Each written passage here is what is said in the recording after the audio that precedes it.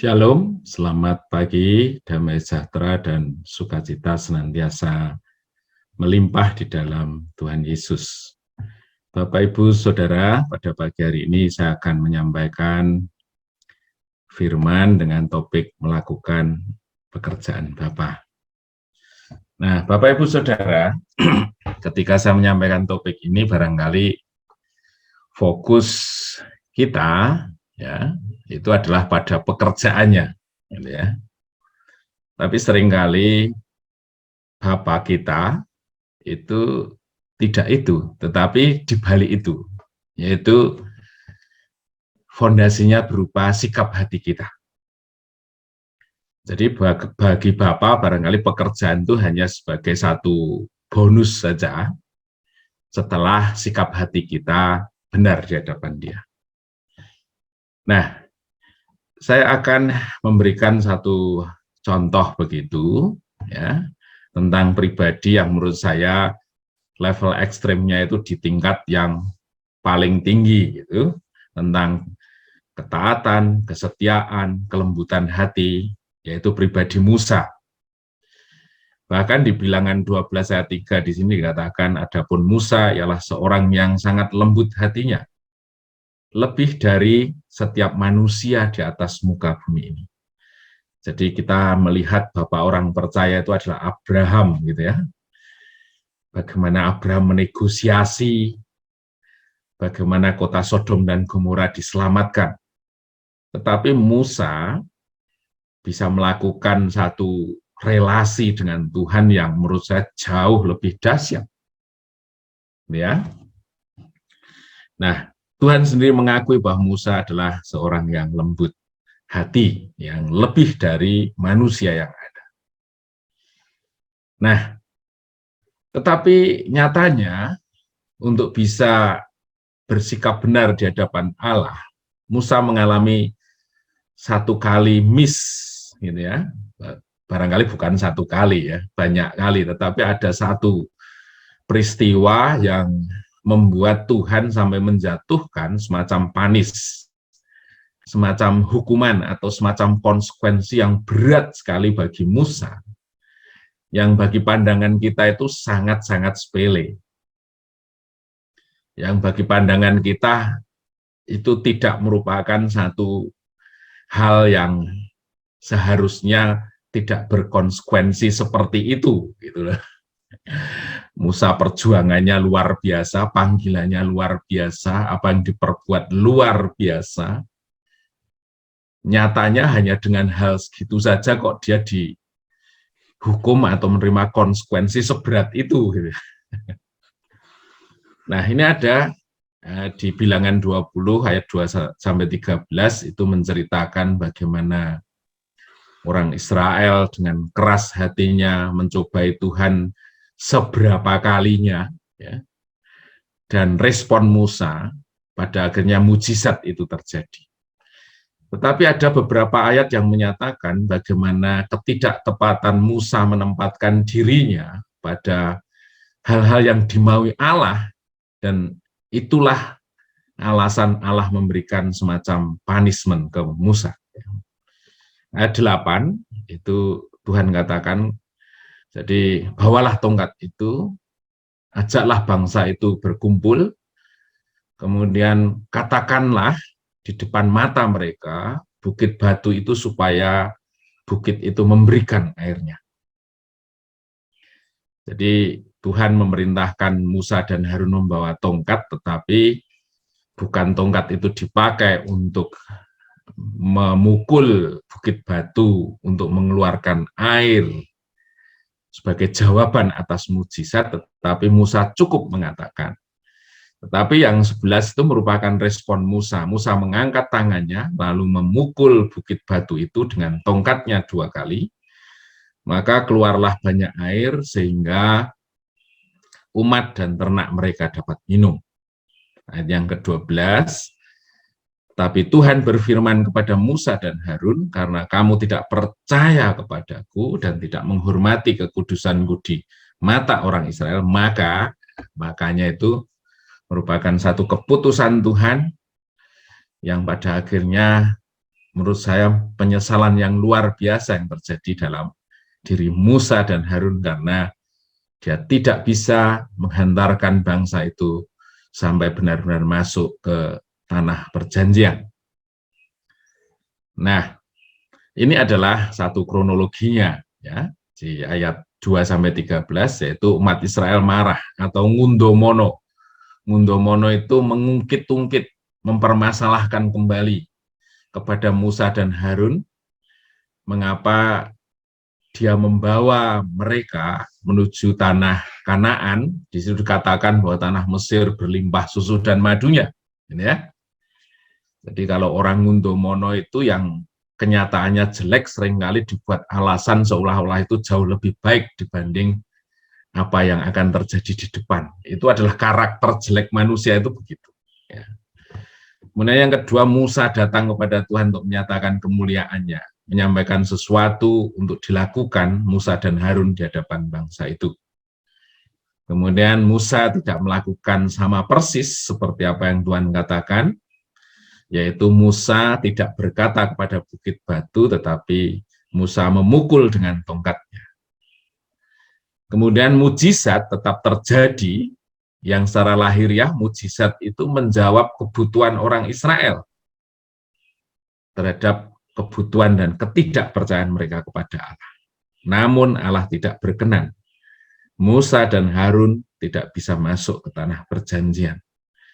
Jadi seringkali pekerjaan Tuhan itu tetap terjadi sekalipun Tuhan tidak berkenan. Artinya apa? Pekerjaan yang dinyatakan Tuhan, sekalipun itu seperti yang kita inginkan, tetapi yang jauh lebih penting dari itu adalah sikap hati kita, bagaimana kita memahami kehendak Tuhan dengan sepenuhnya.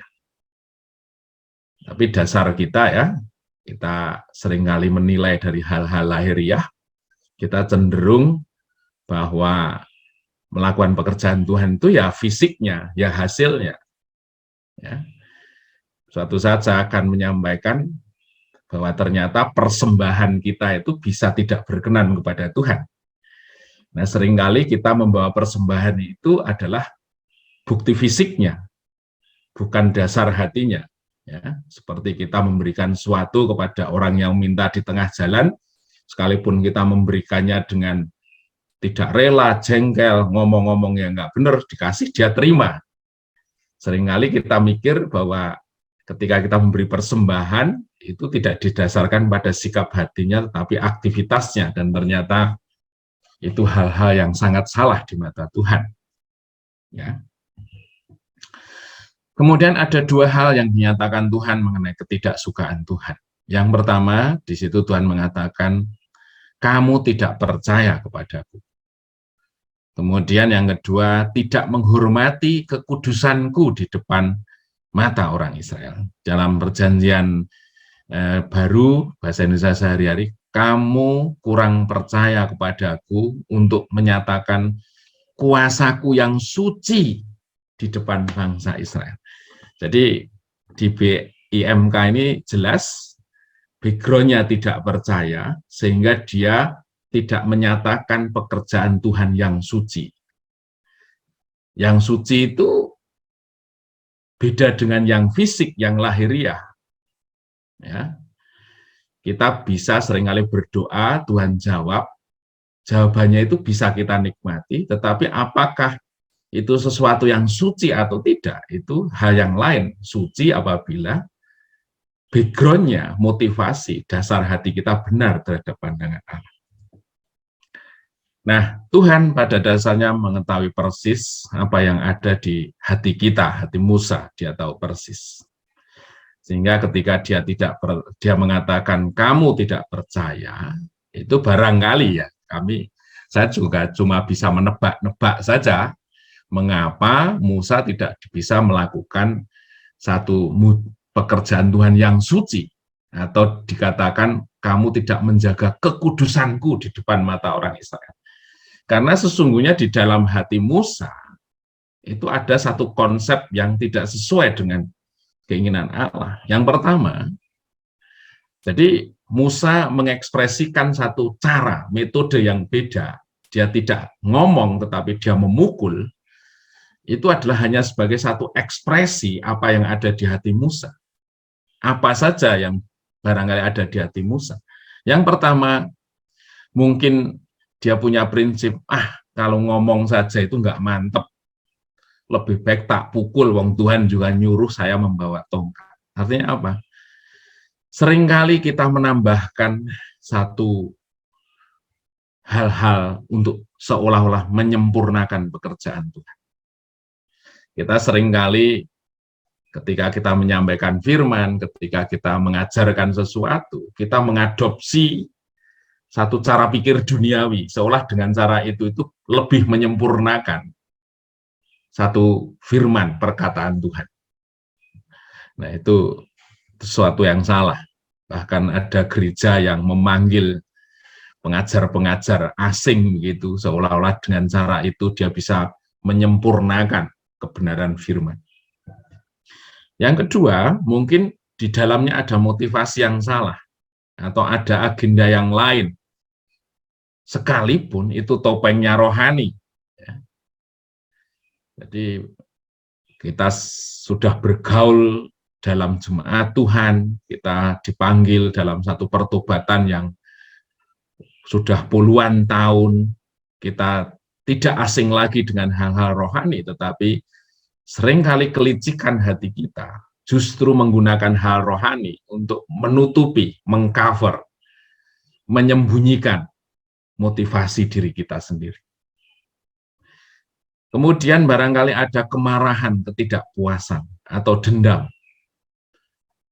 Musa merasa dia sudah memberikan sesuatunya untuk orang Israel. Bahkan di hadapan Tuhan dia sudah berkilah, ada 4 alasan. Dia sesungguhnya tidak mau. Tetapi yang dia dapat adalah satu ketidakhormatan yang diterima dari orang Israel terhadap dirinya. Dirinya dijepit pada satu kondisi antara umat Israel dan Allah, gitu kan. Dia capek, dia marah, dia tidak puas, dia protes. Kemudian yang berikutnya, barangkali ada satu motivasi mengandalkan dirinya sendiri. Atau juga mengandalkan pribadi lain di luar Tuhan. Ya. Kita seringkali melakukan pekerjaan merasa aman kalau kita di backup oleh si A, si B, si C. Kita punya planning seolah-olah itu membawa agenda rohani yang luar biasa.